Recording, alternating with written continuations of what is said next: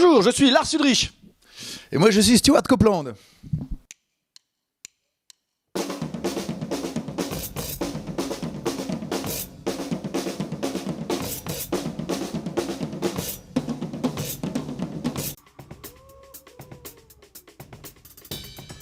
C'est moi qui ai eu l'idée des Films Monkey. Alors c'est faux, c'est complètement faux. En fait j'ai eu l'idée. Moi-même. Non, c'est faux.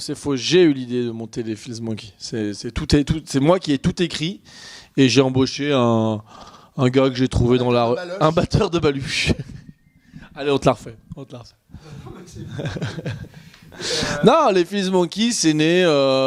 Non, mais la vraie histoire, elle n'est pas intéressante au final. C'est né d'un sponsor cymbales qu'on avait en commun.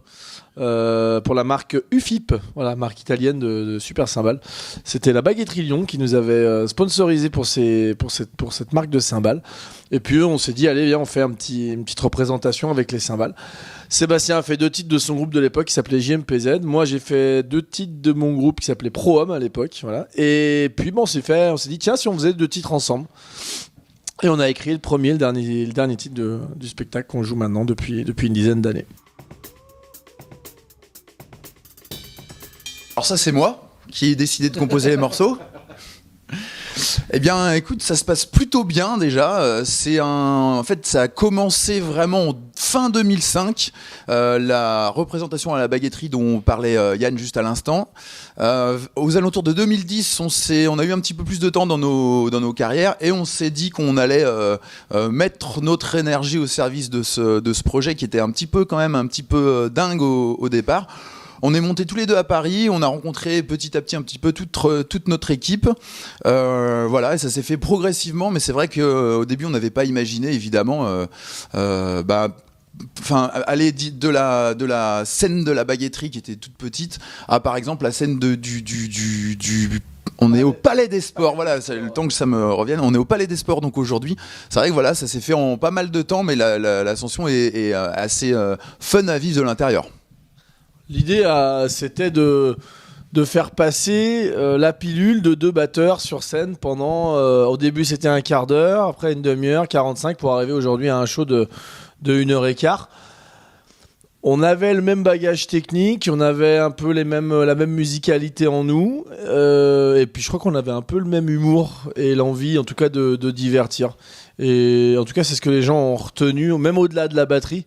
C'est ce côté humoristique qui leur a plu, qu'on a renforcé. Et puis voilà, pour arriver à se dire un spectacle d'1h15 accessible à tout le monde. Il n'y a pas de limite d'âge, il n'y a pas besoin d'être batteur spécialement. Après, si tu es batteur, c'est sûr qu'il y a quand même des choses intéressantes là-dedans. Tout est prétexte quoi, à écrire une espèce de morceau. La jonglerie, c'est venu d'une balle de tennis qui traînait dans le local qu'on avait à Mâcon à l'époque. Voilà, bah tiens, et si on montait sur nos sièges et qu'on faisait de la batterie en jouant avec des balles de tennis. Des fois c'est un riff, des fois c'est un riff de batterie, tu vois, un gimmick. Des fois c'est un gag. Y a pas, en fait, on fait quelque chose qui a pas trop été fait avec la batterie. Je dis pas que l'humour en musique a déjà été fait. On utilise des gags qui sont des gags assez classiques. On prend un peu des trucs à la Charlie Chaplin, on fait un peu des choses comme ça.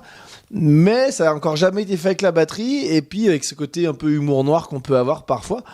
Donc du coup, on a un champ d'investigation devant nous qui est immense. Et je crois qu'on est, en tout cas tous les deux, on aime tester des choses. Donc voilà, tiens, j'ai une idée de gag ou j'ai une idée de rythme. Hop, essayons. Tiens, quelle idée ça me donne. Souvent, ça part des accessoires, de plus en plus en tout cas. Ouais.